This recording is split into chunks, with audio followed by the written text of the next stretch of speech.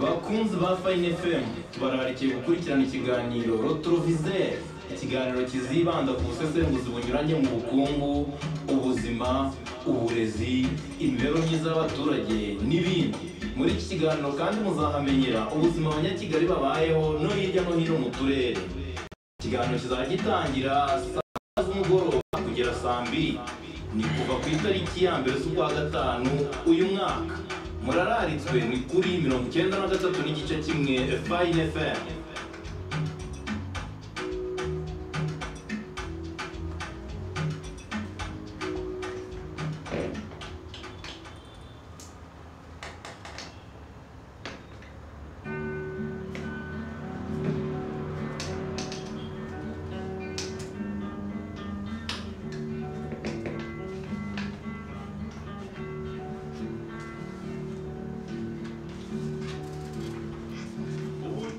Karanda sisezerano umurage w'ubugwari kugira igitabo waba muzima yakamirwa n'amaboko agatarama mu bandi bagahuza imihigo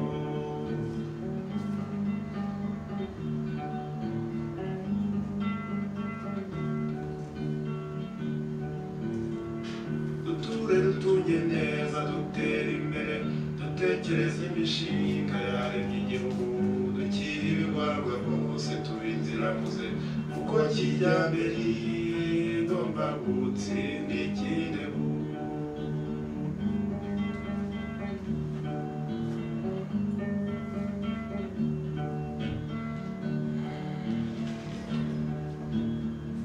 rimwe umuganura kwira ugatonda ibihe muri ibyabo bya kera niko bahoze ubukene bw'akarande bukabona ingobyi nyamara icyo kijyambere rigamije kubita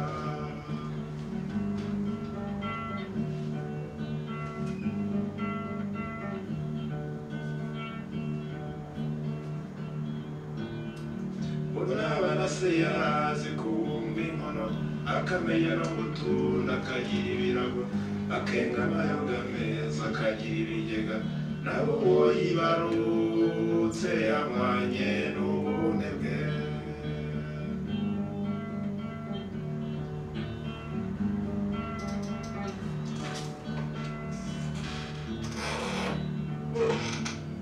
amahoro nawe heza duteza imbere ubumwe ni nta mugabo umwe n'imayirirane izingiro ry'amajyambere nta muri umuzamuko wacu ni mu kwiyambazanya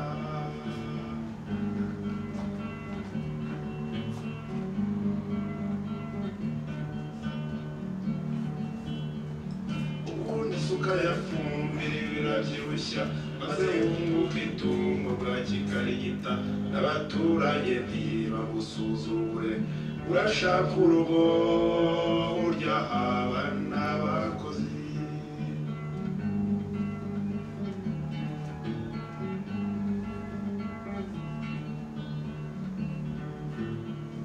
divayi ya kinyarwanda n'insina ibyibushye inganura rugo n'ingero y'abashishe nayo imyenga ukuntu nakumva ibyo twakoze ubwacu ntisinzahera inyuma ibyo byose ni kijyambere ibyo byose ni kijyambere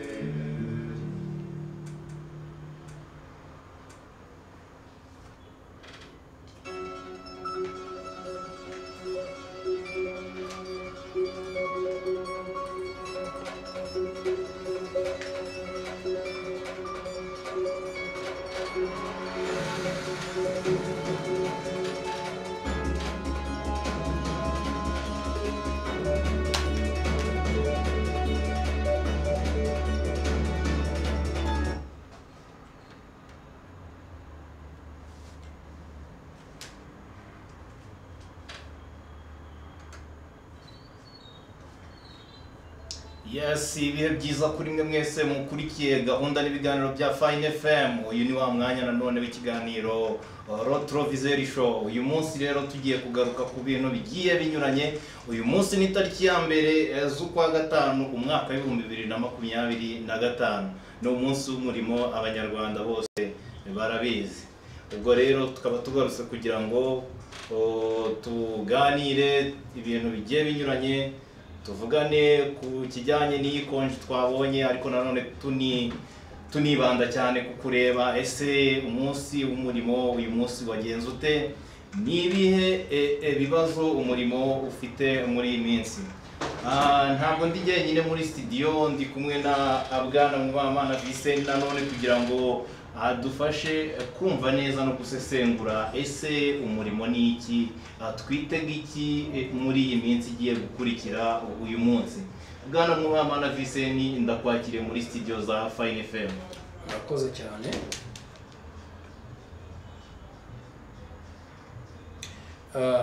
Murakoze kutwakira muri iki kiganiro cya Retroviseur ndetse no kuri Fine FM by'umwihariko, kandi turushaho kubashimira nyine ku kanya nk'aka ngaka. Bityo rero ndibaza ko no ku ngingo uteruye y'umurimo ndetse n'uyu munsi twabonyemo konji, ariko nanone kuza kuvuga nyine ku birebana n'umurimo cyane cyane mu Rwanda ndetse no ku banyarwanda by'umwihariko, icyo bivuze n'icyo bimariye igihugu, ndumva ari ingingo nziza cyane ku ruhande rwa buri munyarwanda. Ndumva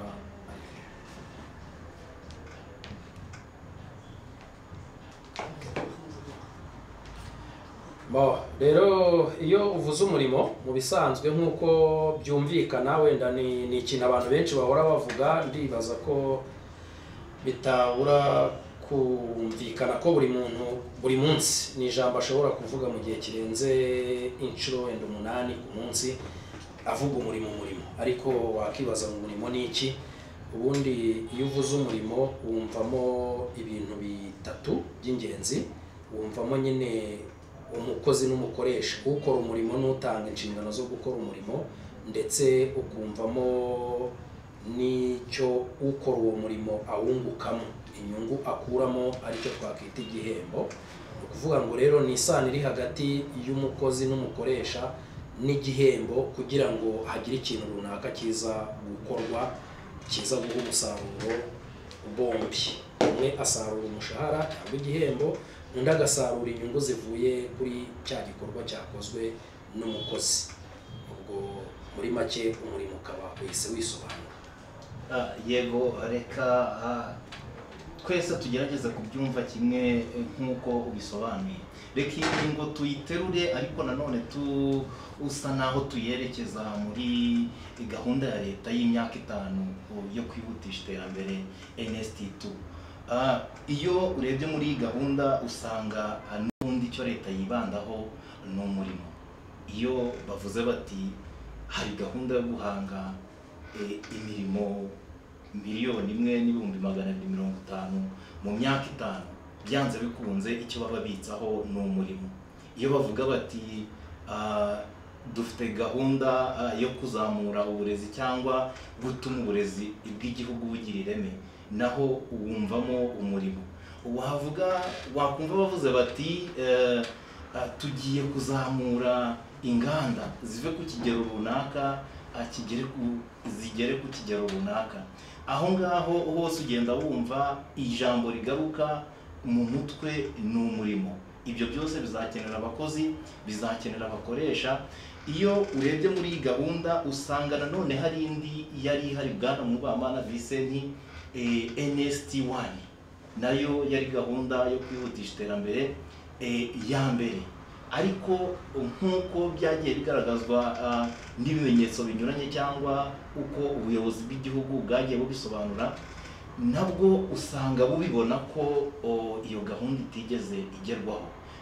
Gerageza kusa naho utwinjiza muri iyo gahunda unatubwira ese mu bitekerezo byawe cyangwa uko ubyumva byaba byaragenze bite ngo uyu murimo ntugere ku kigero wari utegerejweho? Buriya iyo umuntu yasetinze intego washyizeho intego ushaka kugeraho ni byiza, kandi ni byiza iyo uvuze umurimo nyine ubwabyo ni ijambo ryifitemo intego, riba rifite intego.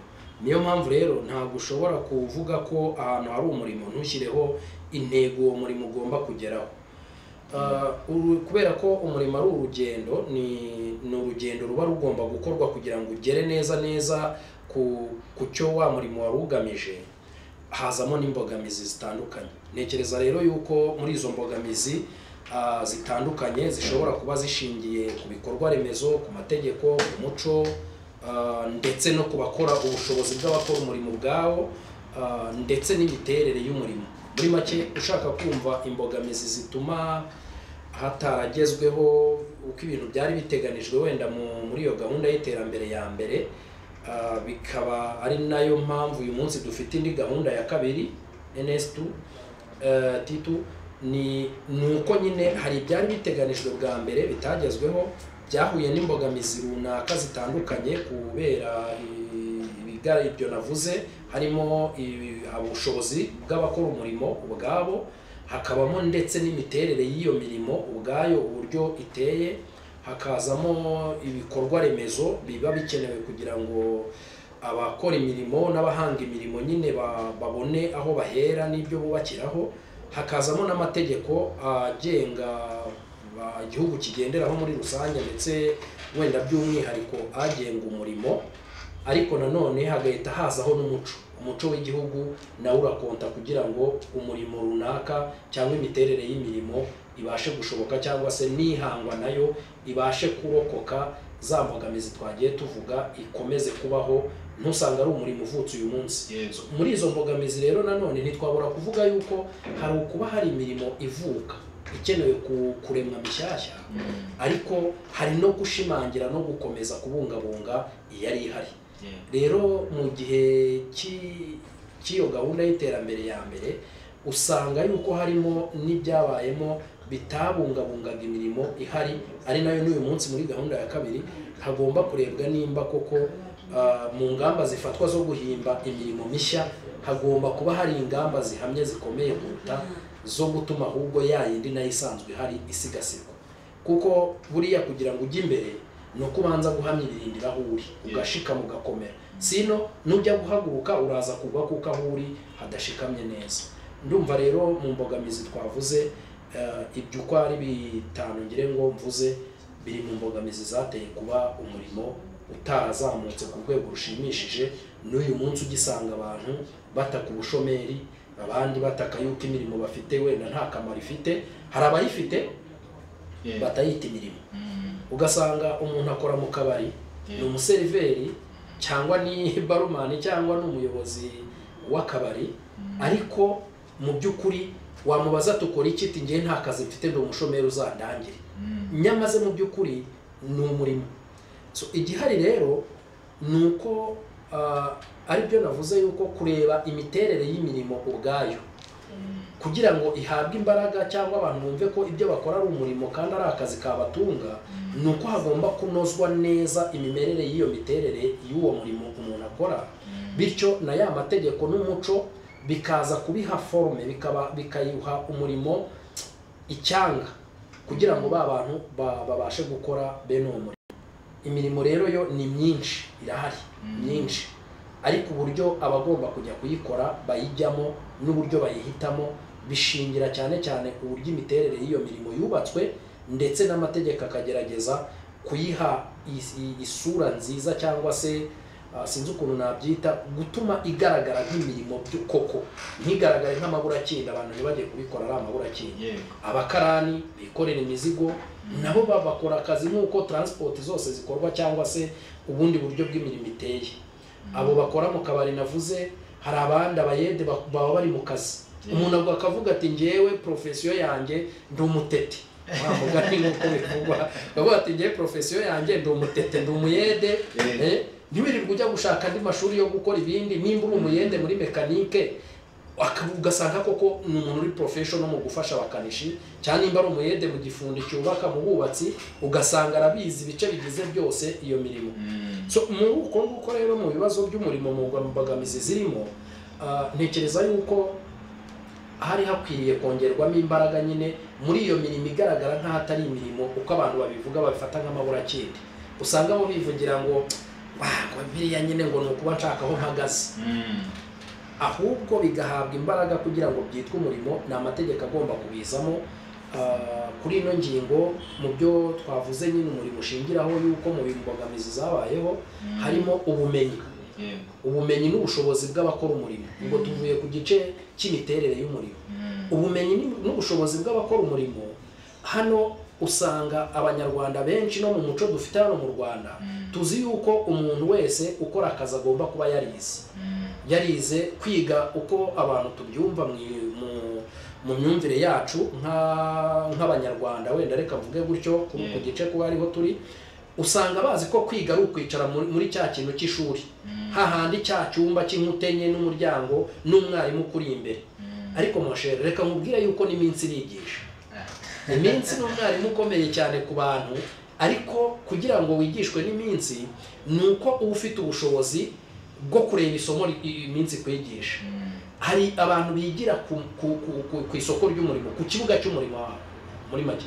Umuntu akigira ku kibuga cy'umurimo, umuntu akaza uyu munsi biragaragara cyane, usanga umuntu yarize wenda hege na mege mu biriho kuri gahunda iriho y'imyigire muri kombinezo zihari, ariko yagera ku hanze ku kibuga cy'umurimo agasanga nta hari bukoresha iriya ekakayizi. Hari igihe usanga rwose ntaho uri bwibone.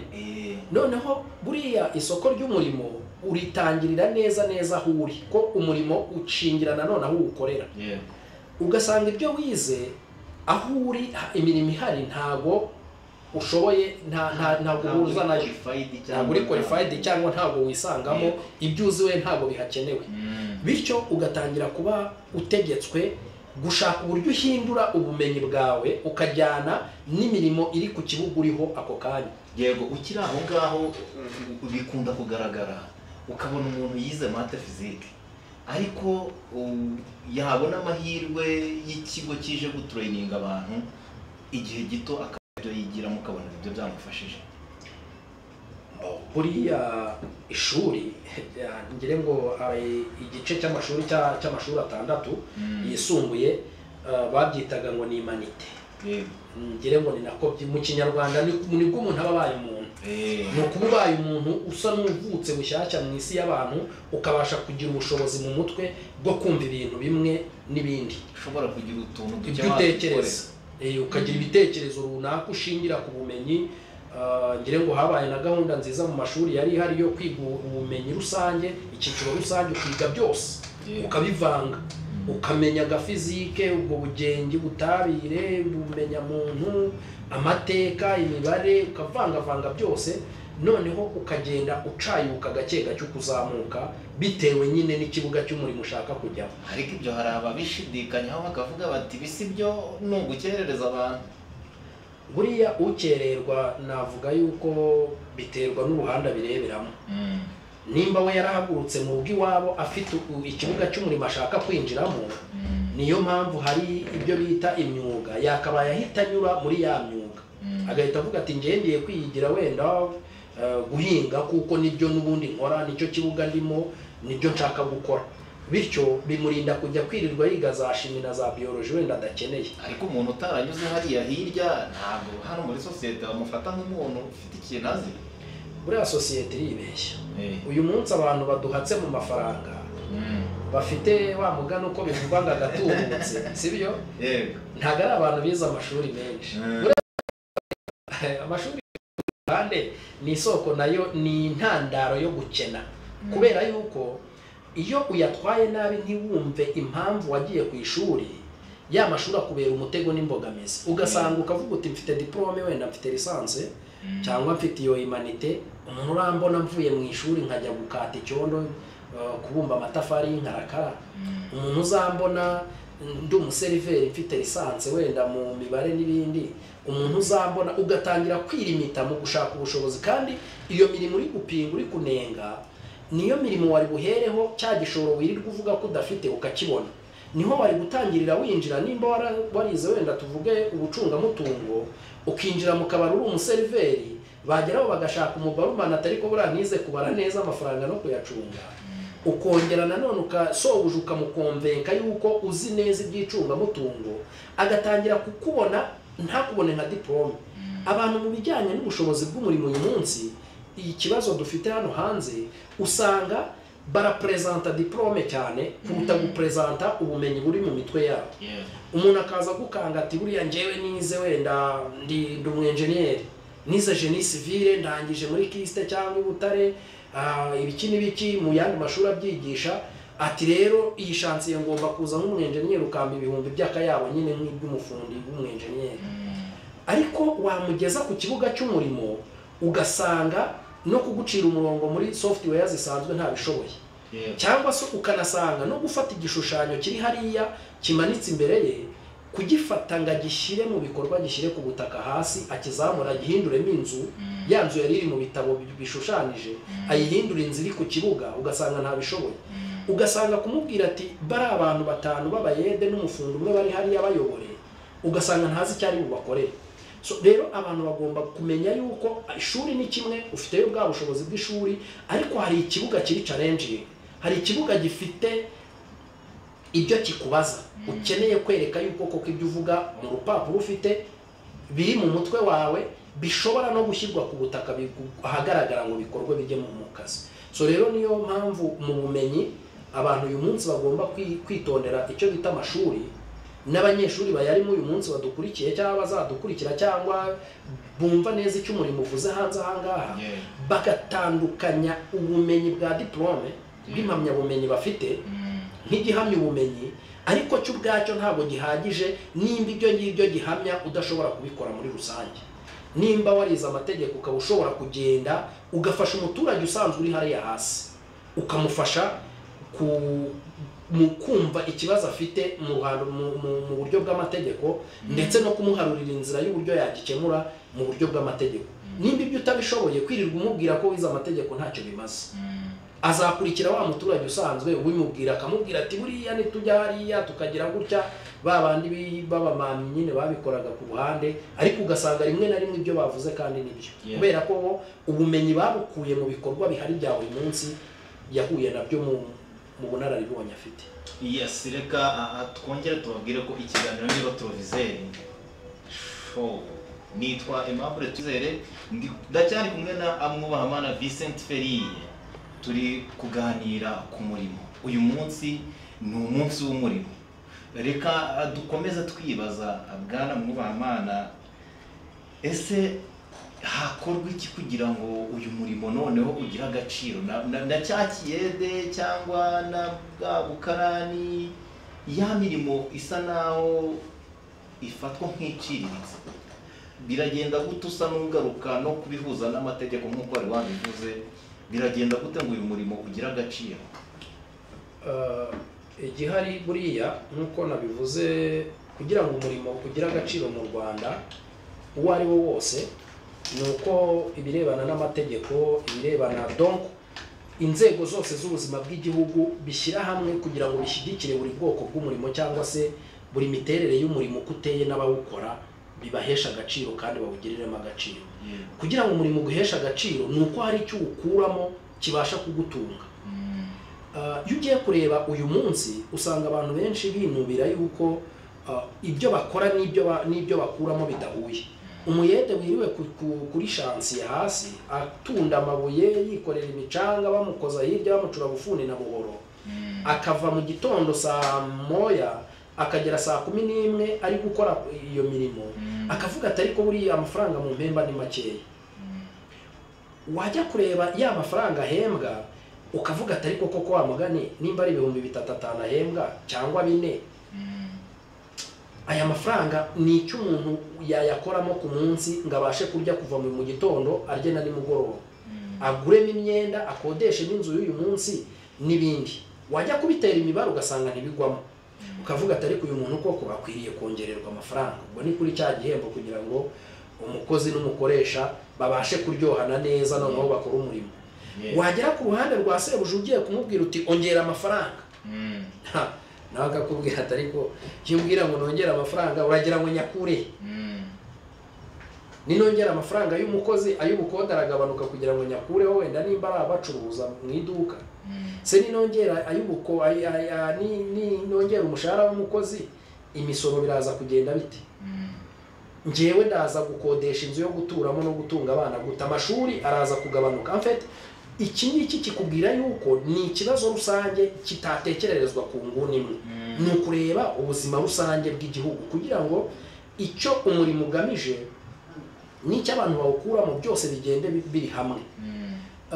Rero nujya ku ruhande rw'amategeko ari rwo wenda twareberamo n'umuco wacu dufite w'Abanyarwanda kugira ngo ya mirimo isanzwe ibashe gukorwa, nuko amategeko agomba kureba muri angle cyangwa umuco ugomba kurebera muri rusange mu mfuruka aho buri muntu wese yisanga. Wenda dufate uyu munsi biragoye yuko abantu bose babona akazi kari formel gasanzwe.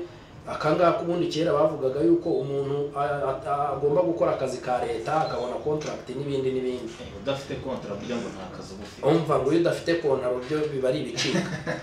Ariko nakubwira yuko contract ntago ari inyandiko yanditse, ntago ari igipapuro, kuko kiriya gipapuro baguha ni igihamya y'amasezerano mufitanye. Ubundi amasezerano ni isezerano mwagiranye nyine ku mitima yanyu no mu bitekerezo byanyu mwemeranijwe. Hanyuma igipapuro kikaba umuhamya, kuko twaje gusanga abantu bisubira inshuro nyinshi bakabihindura, aho byanageze byaje kuzamo yuko usanga yagihamya y'igipapuro tuvuga ngo kubyisinyira namwe ubwanyu mushobora kuvuga yuko wenda mwiherereye umwe yabindikiranije undi atabishaka cyangwa akamusinyira atarahari. Bongeramo n'akandi kantu ko kujya kwa noteri, ukajya kwa wa muhamya nyandiko ewana akabanza kuba kwemeza yuko ari mwebwe mwabikoze. So rero ariko mu birebana n'umurimo nyine leta cyangwa inzego z'amategeko n'abashyiraho amategeko, kuko amategeko yarahari abivuga, ahubwo uburyo ashyirwa mu bikorwa abantu bashinzwe kugenzura imirimo mu karere ko hariyo urwego rw'umwinspekteri w'umurimo. Urwo rwego rukwiriye guhabwa imbaraga kugira ngo rurebe neza rumanuke rujye hasi mu mirimo iciriritse isanzwe. Usanga bano bagabo bashinzwe cyangwa abagore bitewe n'ugakora n'aho agakorera bashinzwe kugenzura imirimo mu Rwanda. Umugenzuzi w'umurimo akazi ke bigiye kukareba ahanini kaba mu biro gusa. Ntabwo ushobora gusanga yaje kureba uko babayede bari kuri site iri hariya muri Kigali babayeho. Ariko ntabwo yajyaho kuko bariya niba batarengerwa n'amategeko se nta itegeko rirengera umukozi uwo ari we wese, ntago rirengera ukora ka leta cyangwa ufite contrat n'utayifite. Navuze yuko amasezerano y'umurimo cyangwa amasezerano ayo ari yo yose ntago ari ngombwa ngo abe yanditse gusa, ahubwo ashobora guhamywa n'ibindi bintu. Kuba ubwe ari kugukorera ku iwawe none se yaje gukora ntacyo mwumvikanye, yitorerejwe yinjira mu rugo rwawe cyangwa yinjira kuri chantier yawe cyangwa se mu igaraje ryawe araza arakora. Ariko hari abantu bafite mu mico yabo kuba badashaka kwishyura. Ibyo rero niho nyine ya mategeko azira, kugira ngo wa muco mubi w'abantu bumva ko bagomba gukoresha abandi ku buntu, cyangwa se wa muco mubi wumva yuko umukozi kubera ko ari umuyede biciriritse nta mpamvu nta n'ijambo akwiriye kugira mu bikorwa biri aho ngaho n'uburenganzira runaka, bigabanuke bicike. Nuko umugenzuzi w'umurimo uyu munsi wenda dufate nk'urugero hano muri Kigali, iyo ugiye mu bagenzuzi b'inyubako ni benshi ku rwego rushoboka. Niyo winjiye mu karere kose ugiyemo hano muri Kigali bafite icyumba kinini cyane cy'abakozi barenga nk'icumi cyangwa 20 muri buri karere. Simbizi uko ingano yabo wenda bababarire ntabwo na fix umubare, ariko ni benshi. Ntabwo byakugora gutambuka hano muri Kigali ngo umare iminota 20 cyangwa isaha utabonye imodoka y'umugenzuzi y'aba inspector b'umujyi. Birakwiye rero yuko hiyongeramo bano bantu bashinzwe umurimo, aba inspector b'umurimo, abagenzuzi b'umurimo, bakazungurukana imirimo yose ikorerwa, yaba mu tubari, yaba mu bakarani bikorera imizigo mu mujyi, yaba mu bakozi bo mu tubari, yaba abakozi bo mu rugo, buri rwego rw'umurimo abantu babona ko udakomeye, bakareba ngo aba bantu babaye bate, ese amategeko arengera abakozi arakora iwabo, babandi bacukura mu birombe hasi bajyamo ubu dufite secteur iri gukura cyane y'ibijyanye n'amabuye y'agaciro, sibyo? Abantu babikoramo barengewe bate? Uyu ugiye kureba, reka mfatire nko kuri gahunda ya leta yabayeho iriho yo kwizigama, sinzi nimba uyizi, yo kwizigama babyita guki ntabwo nibuka neza, kugira ngo buri munyarwanda wese aba afite ubwizigame nk'ubu bwa ke sociale. Ejo heza good. Ejo heza usanga abanyarwanda bastragolingana no kuyitanga, sibyo? Ugasanga buri muntu wese afite kujya kuyamwaka no kubwira gitifu ngo buri muntu nayigire, cyangwa mudugudu akazunguruka mu ngo zose bikagorana. Kandi nyamaze mu Rwanda hari abakoresha benshi, ngire ngo no muri gahunda y'iterambere ya kabiri harimo no guteza imbere abikorera, kuzamura secteur icyiciro cy'abikorera, ndetse no kuzamura urwego rw'ishoramari mu Rwanda. Ariko ntekereza ko leta n'abanyarwanda muri rusange mu myumvire dufite dukwiriye kumva yuko iyo tuvuze umushoramari tukumva uwikorera, ntiduhite twumva ko ari umuntu w'umunyamahanga, nitwumve ko ari umuntu uzaturuka hanze akazana amafaranga imbere mu gihugu, ahubwo bagakuza cyane cyane ishoramari rishingiye ku bene gihugu, ku banyarwanda ubwabo, amafaranga makeya bafite. Wa muntu ufite 5,000 uri gushinga akabari nawe akitwa umushoramari nyine, akabasha kurengerwa muri ayo mafaranga ye makeya afite. Wa muntu uri gushore butike nawe akiyumva nk'umushoramari, kuko hari amafaranga yakuye mu bundi bucuruzi cyangwa yakuye mu yindi secteur y'imirimo ayizanye aho ngaho, bityo ejo araza kuba nawe ari gukenera umukozi. Yafunguye kabutike, azakenera umukozi aha akazi ko kuba umuzamu wenda kuri butike ye. Urumva abantu nibahindura imyumvire bakumva yuko umushoramari nk'uko leta yabishyize muri gahunda yayo, ntibumve ko umushoramari ni umuntu ugiye guturuka hanze uzava muri Amerika, rimwe na rimwe bakaza ari batubeshya, nabo barahari batubeshya, akaza yewe anakubwira ati ndi umushoramari sinakubwira, sibyo? Ariko wajya kureba ibyo ashoramo imari, hari imishinga myinshi dufite twatangaho ingero, wenda ntabwo nza kuzikoresha, wibaza ngo aba bantu ko baje bavuga ko ari abashoramari, none ni iki bashoye mu by'ukuri? Ukaza nyine ugasanga nta gahezo baraje bakanga abantu, ariko wareba ishoramari ryabo ugasanga naryo nta kintu kigali byakoze. Ariko nyamaze muri buri karere mu by'ishoramari urebye hari ibintu byigeze kwaduka bitaga nimba ari investment ya buri karere, ugasanga buri karere gafite groupe ya investment. Bugesera investment yo numva yitwa Big Investment, Bugesera Investment Group, hari Kamonyi Investment Group, hari Muhima Investment. Uturere twose birashyuha bashinga investment ziba zirabonetse. Ariko uyu munsi nimba monitoringa ibyo bintu byashinzwe yuko byageze ku ntego zabyo. Ese nimba zitaragezweho, wa muntu ushinzwe kugenzura umurimo cyangwa ushinzwe investment mu gihugu yigeze abwira abanyarwanda ati ibi bintu byafayarinze kubera impamvu cyangwa se byagenze gutya, kuko twari tubyitezemo yuko bitanga imirimo myinshi. Ikindi kintu cyarebwa muri iyo cadre, rimwe na rimwe abashoramari hari igihe baza bakamonopoliza cyangwa se n'ahantu hari imirimo ugasanga yaragabanutse. Wenda mfate nk'urugero mu bijyanye n'amasoko yari asanzwe magari manini y'uturere yabaga hari, ugasanga kubera ko hajemo ngo umushoramari runaka agahita afata rya soko ryose agasa n'uryeguriwe, bya bintu bya abacuruzaga akabazamurira ikigero cyo kwishyura. Tuvuge nimba bakodesha isoko ari byagenzurwaga n'akarere bakaryegurira umushoramari ku giti cye, aho kugira ngo bibe inyungu ku bakoraga aho ngaho, hagahita haba monopolization cyangwa se gushaka inyungu nyinshi ititaye ku bakoreraga aho ngaho n'uburyo bakoraga. Noneho ugasanga isoko ryari ririmo abantu wenda bagera mu 1000 bacururizagamo, hagahita hagabanuka hagasigaramo abantu bagera kuri 800 wenda n'urugero. Icyo gihe urumva ko yari investment ku ruhande rumwe irungukira umuntu umwe w'abamaksimije washatse inyungu nyinshi, ariko hari abandi bantu bari bafite imirimo bakoraga uyu munsi bahise baceceka. So rero niyo mpamvu mubwira ko mu kureba ikibazo cy'umurimo mu Rwanda no kugabanya ubushomeri hakwiriye yuko abantu bajya hamwe bakareba secteur zose mbere yuko binjiza ikintu runaka mu buryo bwo gukora bw'imirimo cyangwa bw'ubucuruzi na investment runaka yinjiramo. Iyo ugiye kureba mu nyandiko baba barabikoze bimwe bavuga ngo twereke strategy zawe, ibizazana iki mu baturage, uzarengera ibidukikije gute, ibintu nk'ibyo ngibyo biri mu mibereho n'imibanire n'ubuterambere ry'igihugu akabyerekana.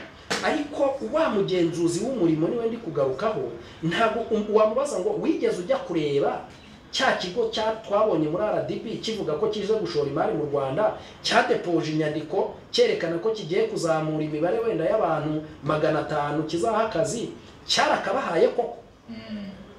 Ese abo bantu ni abanyarwanda cyangwa cyaraje kitwa ko cyatanze imirimo ariko mu by'ukuri kikaba aho kugira ngo gitange imirimo cyarazanye abandi baza gutwara imirimo mu Rwanda? Sibyo? Yego. Ibaze nawe umuntu yiswe umushoramari aranditse ishoramari ngiye gukora no mu gihugu bizatanga imirimo y'abantu 500 mu rugero. Muri RDB bikwandikwa, muri Minisiteri y'Umurimo bakabyandika, bigahita bijya no muri ya gahunda y'iterambere ya kabiri muri ya mirimo wavuze izahimbwa, bakavuga ko iyo mirimo noneho bagabanyijeho 500. Ariko wa mushoramari agahita hagurukana abandi bantu 500, sibyo? Avanye mu gihugu avuyemo cyangwa mu bice avuyemo akabazana, bakaza akaba aribo bakora ya mirimo. Mu by'ukuri mu Rwanda ntabwo ubushomeri bugabanutse, ariko mu mibare y'ibitabo bwaragabanutse, ariko mu buryo bwo gushyira mu ngiro ntabwo bwagabanutse.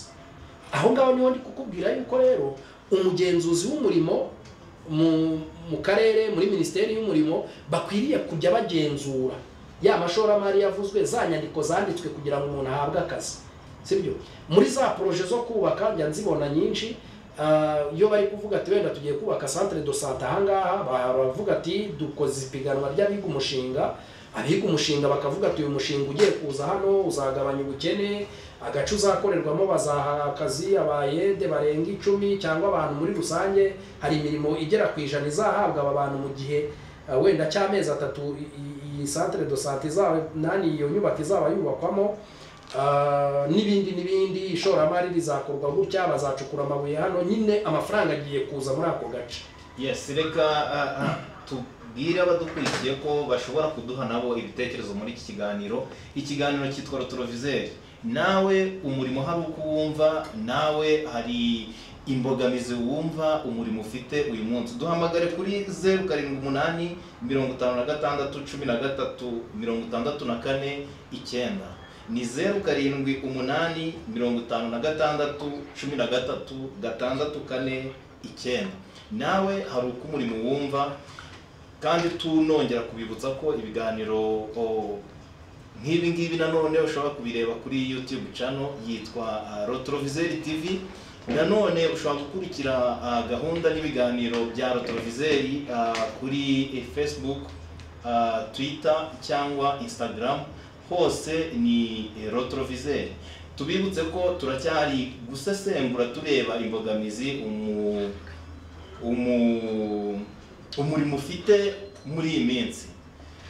Ngira ngo bwana Muhamana Vincent tukiri kumwe uragerageza kutubwira muri make abantu bakora iki kugira ngo umurimo bawuha agaciro? Kugira ngo umurimo ugire agaciro, mbere na mbere ni inshingano z'abawukora. Muri make nicyo cy'ambere. Amfite abakora umurimo nibihesha agaciro. Mu kwihesha agaciro kabo kugira ngo umurimo ube urimo neza, nuko bo ubwabo babanza kugira ubumenyi buhagije ku cyo bakora. Yego. Buriya umugani mu Kinyarwanda ngakeza karibura. Nimba ushaka kuba umukozi uhembwa neza, banza umenye akazi ukora. Yego. Ubizi neza yuko ku buryo utanabivuze byivugira ko ibyo uvuga ari byo koko ubasha gukora ibyo ngibyo. Nimba wenda reka mfate, nimba uri umuseriveri mu kabari runaka, banza umenye neza nimba ufite ubushobozi bwo guseriva. Uzi icyo umuseriveri akora, atari ukwikorera cyangwa gutwara inzoga ngo uzishyire umuntu cyangwa fanta cyangwa ibindi bintu museriva cyangwa ibiryo ubanza wumve ko ufite ubumenyi bwo kwinterakitinga bwo kuganiriza abakiriya kuvugana nabo ku buryo bakwibonamo nko muri iyo sekiteri wenda nyifasheho nk'urugero kugira ngo abantu bumve icyo umukozi agomba kubanza kugira ngo yiheshe agaciro k'umushahara akeneye ufatiye kuri iyo sekiteri usanga umuntu arumva ko kuba umuseriveri mwiza no kuba uri umukobwa mwiza yego ibyo akabikora nabyo si bibi rwose akikoraho pe gasanga yarambaye arakeye arashashagirana akibagirwa yuko ubwiza bwonyine butaraza kumugira umuseriveri mwiza uri bukundwe n'abakiriya ugasanga imvugo ye n'uburyo yakira abamugana biri hasi cyane ukumva uburyo akemura amakimbirane ari hagati y'umukiriya y'uwo ngo ari umugana na serivisi biri hasi cyagihe umukiriya atamubwiye ibimushimishije cyagihe bishyurana wenda nimba hajemo ikibazo cy'uko batishyurana cyagihe yatindanye ibintu umukiriya akivumbura ugasanga uburyo avugamo ntago azi uburyo abantu baganira mu by'ukuri yifitemo ubufura bwinshi cyangwa se afite ubumenyi bukeya mu buryo bwo kwapeza situation bwo kugenda neza avugana n'abantu uburyo aganira n'abantu babandi bamanaging utubari batuyobora ugasanga ntago azi uburyo umuntu ahosha amakimbirane nimba umuntu wenda yamwereye mu kabari ke ni urugero nafatiyeho ntago azi yakabaye agomba kugira ubushobozi nimba ari umuyobozi w'akabari uzi uburyo abantu bakemura amakimbirane uzi uburyo umuntu atwarwa bityo nawe iyo uhageze ufite nk'akabara ahandi hantu ukanywera mu kandi ukabona umuntu avuga ati ariko kame muri ya mwana azi kuyobora abantu wareba setting y'akabara uburyo gasetinze ukavuga ati uyu mu manager arabizi nanjye wamujyane wajya kankosorera bimwe byananiranye muri make uriya nujya kumuhagurutsa ahantu ari rero azaguhenda kandi nawe uzemera guhendwa kubera ko umubonaho ubushobozi bwo gukora ibyo bintu yego kugira ngo umurimo ugire agaciro ugize uti nibagerageze gushaka ubunyamwuga muri wa murimo nawe waduha igitekerezo kuri 0786136364 niba nawe hari uko ubyumva cyangwa hari ukundi wumva umurimo wagahawe agaciro duhamagare kuri iyo nimero ikiganiro ni Retroviseur show ndacyari kumwe na Mwabana Vincent ngewe nitwa Aimable Tuyizere Mwabana Vincent mu gihe tutarabona umuntu hamagara kuri telefone ngo aduhe igitekerezo twagiye twumva abantu benshi bavuga bati nyamara leta hari ukuntu ibigenza ntihereza umurimo agaciro bigatuma n'abandi bagakiniramo nawe niko byumva haracyarimo intege nkeya ariko hari n'ibiri gukorwa dufite itegeko ryiza ry'umurimo rihari uyu munsi ariko hakenewe yuko nka minisiteri ishinzwe umurimo cyane cyane ngenda avuga ku mirimo mitoya kuko niyo itanga ubushobozi bwo kugira ngo abantu bazamuke nge natanga inama yuko hakabaye hakorwa format ntoya y'amasezerano mato atari ibihe birebire atari ibintu ukavuga ati nimba umuntu ageze iwawe wenda n'urugero reka mfatire umukozi wo mu rugo mfatire ku muyede mfatire kuri aba batete nyine tuvuga bamwe bacukura amabuye bagira bati bikaba ari itegeko yuko niyo yaba ari gukora umunsi umwe ibi ngibi biraza kuzanira leta wenda umusoro ku rwego kuko twese dufite inshingano zo kubaka igihugu biraza gutuma leta imenya amafaranga yinjira ku bakozi biraza no gufasha abakoresha kubirebana n'imisoro kwerekana imisoro ku nyungu kubona depense buri muntu wese aba afite icyo bita format leta yishyireho leta n'ikimaze no gufasha abantu mu gihe tutarabigira ibyacu burundu itegeko n'iry'interefone kugira ngo rifashe aba bantu bakora imirimo mitoya ino mirimo bandi batanagira n'ikiruhuko uyu munsi turi kwiyemera twishimye ngo hari ikiruhuko hari abariye weekend kame mu bungu umukozi wakoraga muri ministeri inkoko zakabonye yabonye umwanya cyangwa yabonye n'umwanya wo kwisanira urugo rwe nimba yazindukaga yirukanga ntabona ko kandi leta nayigira buki bakubitiramo nakane kantu nyine kakamaniyeri ibashiriramo nakandi gakonje kenshi ati nababwira iki mu rukoremo ibyanzu mu bimari nimba ari n'ahantu mwagize sheke mu gusoma agacupa mugasoma ariko mugasome neza mwirinde gutwara mwanwe ibisindisha n'ibindi byose burya inzoga ziranashukana mu nukobanyi nikaba bivuga musome mu rugero nyine mwishime ariko mutisandaguza ariko hari abandi badafite uwo mwanya. Umukozi wo mu rugo uyu munsi ntabwo yaruhutse, n'ubundi yatetse nk'ibisanzwe, yanameshe, yakoze n'ibindi. Umuyede kuri chantier uyu munsi hari abataruhutse bitewe nuko basebuja bafite intego n'iminsi bihaye kugira ngo barangize izo projet. Abacukura muri za mine muri mu makariyeri runaka ubu bakoze wenda, n'abandi abakarani bikoreye imizigo bagiye gutwaza bamabuja ku isoko ngo babajyane, ariko ntihagira icyo bita format ntoya. Nkuko bana digitalize ibintu, nishaka ibe format iri kuri telefone, nge na data buja tuvuge twemeranije akazi, umushahara n'uyu bahita babisetinga aho ngaho, kugira ngo uriya muntu ukoza akanya gatoya amura nabyo nkabibona mu mpande n'impande abantu barira, wadufashije nuba bahamagara wasanga ari abakubwira ati banyirukanye byagenze gutya, ku buryo wa mugenzuzi w'umurimo nawe yashyiremo imbaraga muri leta, bazunguruke ku mirimo yose iri hano hanze, babaza uti ko uyu muntu ari hano ni ko hari agaformati kuzuzwa, niyo yaba ari gukora umunsi umwe, ariko kujujwe kashyizwe kuri systeme runaka kerekana ko umuntu runaka uyu munsi yakoreye aha yahembwa amafaranga ye byarangizanyije mwanishyuranye. Nusanga umuntu mukarani muremeranya 500 wenda byo kukwikorerera utubaha avanye mu gakinjiro akatujyana ruguru wenda iremera ku mutwe, mwemeranyije 5 wagera akavuga ati n'undi yabigejejeho nta bisubiza, ndakwa 3 wari wamenze nawe akaburana ibyo avuga ntaho biri. Yes, ikiganiro ni Retroviseur Show kizajya kibageraho buri cyumweru kuva kuwa mbere kugera kuwa gatanu, kuva ku isaha ya saa moya kugeza ku isaha ya saa 2 z'umugoroba, aho tuzajya tuba tuganira kuri ibi bintu biba bigezweho, ingingo zigezweho, ariko nanone tunungurana ibitekerezo kugira ngo hagire igihinduka. Viseni dusa naho tugana ku musozo w'iki kiganiro.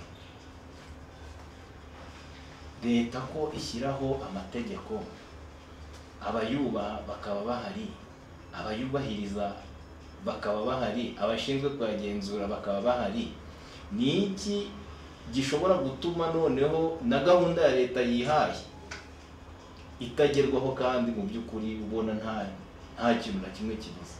Ni ikibazo cy'ubufatanye. Ibi bintu by'umurimo abantu babifata nkaho nyine ari ibintu by'abantu ku giti cyabo. Leta rero nimba ishaka yuko secteri y'abakozi izamuka, ari ibintu igomba gukora byihutirwa. Igomba kwirinda kumva yuko abantu bose bakora imirimo banyura mu mashuri, kandi ikanumva ko n'abanyuze mu mashuri nabo bagomba kuvanayo ubumenyi bushoboka ngiro bufatika, sibyo? Umugenzuzi w'umurimo uyu munsi ari gahunda y'ejo bundi ya Minedike yari iriho ngire ngo byatangiye ka Kigali nimba ntibeshye, ngo byo kureba yuko umwana wo munsi ya 15 abasha kuba yashyira mu bikorwa ibyo yiga ku ishuri cya yazabasha kubikora, nimba nisanisha n'ubuzima ubumenyi afite akagerageza kubusanisha n'ibibazo biri muri societe agamije kubikemura. Aho ngaho rero niho bwa burezi bugomba kuba buri gukorerwa, muri kwaguha umukozi ubushobozi bwo gukora umurimo ashinzwe cyangwa yiyemeje gukora. Ntabwo Minedike igomba kugenda yonyine, yakabaye igendana na Minisiteri y'Umurimo. Uyu munsi Minisiteri y'Umurimo yakabaye imeze nk'ari yo mugenzuzi mukuru wa Minisiteri y'Uburezi, ikajya kureba nimba Minisiteri y'Uburezi ari ifite inshingano zo kurera abakozi bazakorera iki gihugu kigakomera, kigatera imbere, natwe tukaba Amerika mu myaka iri imbere tukigaranzura, tukaba ari twe dutegeka isi. Nuko Minisiteri y'Umurimo ibashwa ikaba ibizi neza ko gahunda z'uburezi butangwa Minedike ivuga ko itanga ari buha bafite ubushobozi koko bazasohoka bafite ubushobozi bwo guhangana n'ibikenewe hano kuri iri soko. Minisiteri y'Umurimo yakabaye ariyo bifatanije nyine ariko bwa bufatanye ireba koko uburezi buri gutangwa buzatanga umukozi ufite ubushobozi. Nusanga umuntu ari hariya amashuri yigisha nko gukanika, ugasanga bafite imodoka yo mu kinyejana cya kera baracyakanikira nko kuri Gikeri. Gikeri manzi itanagikorwa hari. Uribaza uwo mwana ugikanikira kuri Gikeri azaza akanika imodoka ya noza ya izi za hybrid, azakanika imodoka y'amashanyarazi version zigezweho. Abiga amashanyarazi ugasanga baracyakorera kuri ya pano bateraguyeho ibintu nawe yarashaje yaraguye. Hari wenda n'abashobora kuba unasanga nta n'ibyo bya pratique bihari. hari ubwo babyiga bandika ku kibaho rwose bikarangirira aho bakayishushanya akaba yizi ishushanya ikaraninga amatara kaka ibintu kakaba rwose nta kindi kintu hahagaze uretse iyo sirikwi yo ku gipapuro ikayiyagwa mu mazi bikagendana cyane. Rero icyo ni ikibazo. Minisiteri ntihabeho gukorana kw'inzego, minisiteri y'umurimo, minisiteri y'uburezi na secteur privé ihabwe muri ubwo bugenzuzi, ijye yigenzurira. Hari ibintu byajyaga bibaho kera sinzi nanjye nabyumvisha ntabwo nge nabisanze, byageragaho ibigo bishaka abakozi muri cya gihe cyo kurangiza imyaka y'amashuri irangiye, ibigo bigahabwa umwanya wo kwinjira mu mashuri bikareba abakozi nimba hari abana bafite ubushobozi. Ubwo bushobozi ababufite bakaba babona batangira kubona imirimo bataranava no ku mashuri cyangwa bari kuva ku mashuri barangiza imyaka yabo. So rero ibyo byo gukorera hamwe nibyo bikenewe. Ikindi cya kabiri gikenewe uyu munsi, hari abantu benshi bafite imbogamizi z'imirimo ariko babangamiwe n'icyitwa amashuri. Uyu munsi byarivanze byanazanye amakimbirane. Uwize ntashobora kujya gukora ibyo yize ngo abyemererwe nk'uwarangije. Wenda reka tuvuge urarangiza kwiga amategeko muri kaminuza wabonye igipapuro, wabonye iyo diplome, nduzi ko abo tuyishyira aribo bavuga ngo ni ibipapuro, ati we gabanya icyo gipapuro gishyire ku ruhande tubanze tuvugane ibindi. Icyitwa impamyabumenyi gishyirwa hasi kigata n'agaciro iyo birangije kubyiga, bakongera bakakubwira ati kugira ngo winjire wenda muri bare mu rugaga rw'abavoka urabanza ukenera ibintu ukibaza ngo nagiye kwigira icy'ubundi nimba narize amategeko nkaba nashobora kuyakora. Ari nacyo twavuze cy'umurimo umukozi n'umukoresha n'ubushobozi. Kandi nyamaze uyu munsi hari abantu benshi bakeneye serivisi z'abize amategeko, nyamaze uyu munsi hari n'abantu bakeneye kugira ubumenyi ariyo ubunararibonye experience. Azayigira gute utamuhaye amahirwe yo gukora? Ahubwo urarangije washoye ibihumbi byawe miliyoni zawe zingana gutya, wiga muri kaminuza, wiga wenda iyo génie civile, wiga iyo droit, wiga iyo nursing n'ibindi, n'ingagazo zabaye nyinshi n'uruhuri buri wese abarushinga buri ntuza, ugasanga aho kugira ngo ujye ku murimo ukore rwa rugaga rukwakire nk'umuntu uvuye ku ishuri, rurabanza rukubaza amafaranga yo kwinjiramo. Umuntu uvuye ku ishuri afite amafaranga, bantu muri ikibuga akorere n'ayo mafaranga. Nk'ubu ngubu leta igira ibintu ivuga ngo umuntu ufunguye ikigo bwa mbere aba afite imyaka 2 yo kutishyura ipatante. Ngire ngo nibindi asabwa ntabwo nahita mbyinjiramo neza, ntabwo ubushakashatsi nabikoze, ariko ipatante yo ndabizi ko byari biriho, ndibaza ko n'uyu munsi bihari, ababikoramo badufasha bakadugorora ngingo. Icyo leta yagikoreye iki kwari kugira ngo abantu bagitangira bagifite ubushobozi butoya ntatagire umubaza amafaranga, ahubwo abanza akore, yubake business ye, noneho namara kugeraho nawe iseti muryohanye. Leta izimubwira ati twaguhaye iseta kamemu, nawe tangira ugira icyo utanga. Uyu munsi rero bari abantu barangije amashuri yabo mu bice bitandukanye birimo izi ngaga ziri hano hanze, ari byo nagiye mvuga by'amategeko n'uburyo n'umuco, nibahabwa amahirwe yo kwinjira muri izo ngaga, zibaho ubumenyi babandi barimo. Leta ihe inshingano bano twita abakuru bamaze igihe mu kazi, ibaha inshingano zo guha ubunararibonye abo baje. Wenda ajye mu rugaga ari akora international, tuvuge ko ari rwo rwego bamutangiriyeho, ni umuntu uri kwimenyereza umwuga ariko ari no kuwukora ku buryo wamubyarira umusaruro. Nimba ari umufundi, ari umunjeniyeri cyangwa ari umarchitecte, arajyamo nta mafaranga asabwa mu myaka wenda 2 kugira ngo aratrapa aho abandi bageze, nabo abashe kwigurira ako gapantaro keza, agure n'akamashini ko gushushanyirizaho. None se nutangira umwaka amafaranga azagura imashini nziza yo gushushanyirizaho gute? Natangira ari aje muri baro ukamwaka amafaranga cyangwa ukamusaba kubanza ngo kujya kwiga izindi ngaga z'ibindi bintu, uzaba umufashije iki? Nyamaze ashobora no kugira ubumenyi kuko ashobora kuba ari kumwe n'abandi bari gukora akazi, akegerana nabo nk'uri mu kazi, nawe akabakuraho ubumenyi, akanakuramo n'ubushobozi bwo kujya gukora bya bindi. Asaba iyi ni Fine FM, ikiganiro ni Retroviseur Show. Reka tubabwire ko iki kiganiro uzajya ugikurikira buri munsi kuva kuwa mbere kugera kuwa gatanu, guhera saa 9 z'umugoroba kugera isaa 2. Ibiganiro nk'ibi bizajya bihoraho, dufite abasesenguzi badufasha kubyumva neza, ndetse natwe tugira uruhare. Abantu bakurikiye Fine FM tubasabe bagira uruhare muri iki kiganiro kugira ngo turusheho kugira ibitekerezo byinshi twungurana. Bwana Ngumamana Vincent, umunota umwe, niki cyangwa n'ubuhe butumwa wagenera abanyarwanda n'isi yose kuri uyu munsi w'umurimo? Ni umurage wo gutinda intugira igitabo kandi ushaka gukirangagana umurimo. Bityo rero abantu nibakore. Ubundi twaremewe gukora. Iyo ugiye muri Bibiliya, inshingano dufite hano kuri iyi si niyo gukora. Ariko iyo umusaruro iza nyuma. Rero abantu icyo nababwira, bitabire gukora mbere yuko bareba igihembo.